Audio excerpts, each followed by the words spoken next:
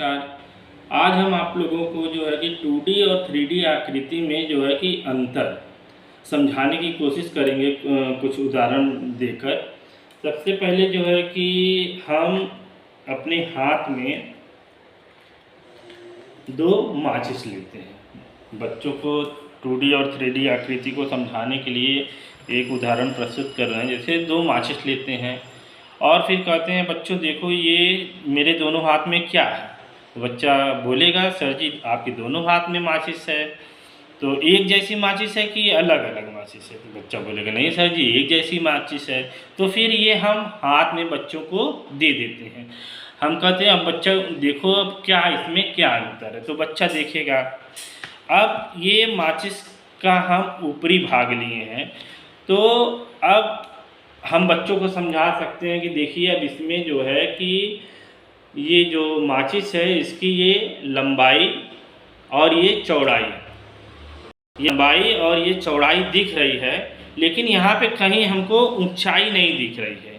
लेकिन ये जो दूसरी माचिस है इसमें भी ये लंबाई दिख रही है, ये चौड़ाई दिख रही है, लेकिन इसकी ऊंचाई भी दिख रही है। तो बच्चों को इसमें जो है कि पहले तो हम यही अंतर समझा देंगे कि इसमें जो है कि 3D क्यों बोलते हैं कि इसमें ये तीनों चीज़ दिख रही है, ये लंबाई भी दिख रही है, चौड़ाई भी दिख रही है, लंबाई दिख रही है। लेकिन ये जो 2D आकृति है इसमें जो है लंबाई और दिख रही है लेकिन ऊंचाई नहीं दिख रही है। और एक तरीके से और जो भी वस्तु अगर हम हाथ में लेते हैं और हाथ में जरा सा भी गैप नहीं रहता है तो इसका मतलब क्या हुआ कि उसमें कोई भी ऊंचाई नहीं है, और दोनों हाथ इसमें जो है कि आपस में सट गए, इसमें कोई ऊंचाई नहीं है। तो इसका मतलब ये कौन सी आकृति हुई? 2D आकृति हुई। लेकिन जो 3D आकृति है अगर हम उसको ऐसे हाथ में लेते हैं और फिर ऐसे करते हैं तो इसमें गैप बन जाता है। क्यों गैप बन जाता है? क्योंकि इसमें ऊंचाई है। तो इससे हम ये पता लगा सकते हैं कि ये 3D आकृति है और ये 2D आकृति है। तो जैसे बच्चों को हम सिखाते हैं वर्ग, आयत, तो जैसे ये बच्चों को दिखाते हैं, ये कहते हैं ये क्या है, तो बच्चे जानते हैं, बोलते हैं सर जी ये आयत है। तो इसमें भी ये लंबाई है, चौड़ाई है, और इसी प्रकार से ये घनाभ भी है, इसमें भी लंबाई है और इसमें भी चौड़ाई है। फिर इस तरीके से बच्चों को दिखा देंगे कि अब इसमें, तो कहेंगे हाँ सर जी ये तो एकदम सपाट है, इसमें ये ऊंचाई दिख रही है। फिर इसको हाथ में लेते हैं तो इसमें हाथ में लेते हैं तो कोई गैप नहीं बनता है। तो इसका मतलब ये कौन सी आकृति हुई?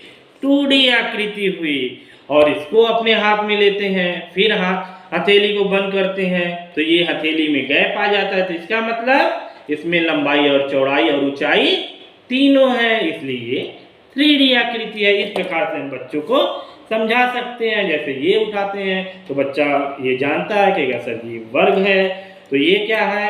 ये भी सामने से देखने पे वर्ग की आकृति दिखती है, लेकिन ये क्या है? घन है। और इसको हाथ में लेते हैं तो ये भी ये पूरा हथेली बंद हो जाता है, लेकिन इस घन को लेते हैं तो ये हथेली खुला रहता है। तो क्या हुआ? ये 3D आकृति है और ये 2D आकृति है। इसी प्रकार से हम वृत्त में आ जाते हैं। ये देखते हैं ये क्या है? वृत्त है, और इसको हम क्या बोलते हैं?